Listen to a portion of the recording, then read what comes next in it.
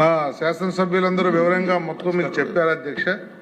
ప్రభుత్వ పరంగా ఒక నిర్ణయం తీసుకున్నప్పటికీ గౌరవ ముఖ్యమంత్రి చంద్రబాబు నాయుడు గారు అక్కడ ఉన్న సమస్య మీద అవగాహన ఉండబట్టి వారు గతంలో ముఖ్యమంత్రిగా ఉన్నప్పుడు 578 జీవో తెచ్చారు. చాలామంది రెగ్యులేట్ చేసుకున్నారు.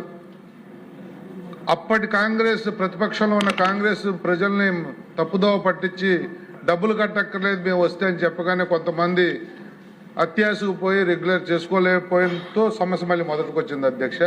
తర్వాత మళ్ళీ చంద్రబాబు నాయుడు గారు 14లో ముఖ్యమంత్రి అయినప్పుడు ఈ సమస్య మళ్ళీ ప్రజలు ఎంతో ఆశతో ఎదురు చూశారు అధ్యక్ష.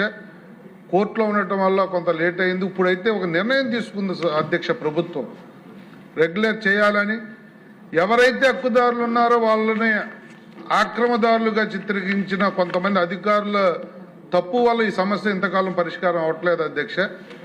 ఇదైతే వాళ్ళందరూ హక్కుదారులు అయినప్పటికీ కూడా ఇంకా హక్కుదారులు అని చెప్పి ఫైట్ చేస్తూ ఉంటే ఈ సమస్య ఎప్పటికీ తీరదని చెప్పి ముఖ్యమంత్రి గారు పెద్ద మనసుతో దేవస్థానానికి భూమినిచ్చి మరీ పరిష్కరించే దిశగా ఆయన నిర్ణయం తీసుకున్నప్పటికీ కూడా ఇప్పటికీ కూడా అధికారులు కోర్టుకి ఇవ్వాల్సిన డాక్యుమెంట్ ఇవ్వకపోవటం వల్ల కానీ ఎవరైతే అడ్వకేట్ జనరల్ మన వాళ్ళు కరెక్ట్గా దాన్ని ప్రొడ్యూస్ చేయలేకపోవటం వల్ల కానీ లేట్ అవుతుంది అధ్యక్ష.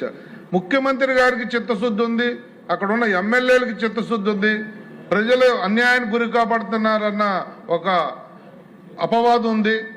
మరి అధికారులు ఈ కోర్టుల్లో దీన్ని స్పీడప్ చేయకపోతే మాత్రం గౌరవ ముఖ్యమంత్రి గారు ఎంతో ఆలోచనతో చేసిన కార్యక్రమం కూడా మాటపడే కార్యక్రమం అయిపోతుంది అధ్యక్ష. మీ ద్వారా కమిటీని వేస్తారు, కోర్టు అడ్వకేట్ జనరల్ గారితో మంత్రులు మాట్లాడతారు. ఏదన్నా కానీ ముఖ్యమంత్రి గారి నిర్ణయాన్ని గౌరవించి త్వరితగతిని సమస్య పరిష్కరిస్తే అక్కడ చాలా ఉపశమనం దొరుకుతుంది అనేది మాత్రం వాస్తవం అధ్యక్ష. ధన్యవాదాలు అధ్యక్ష.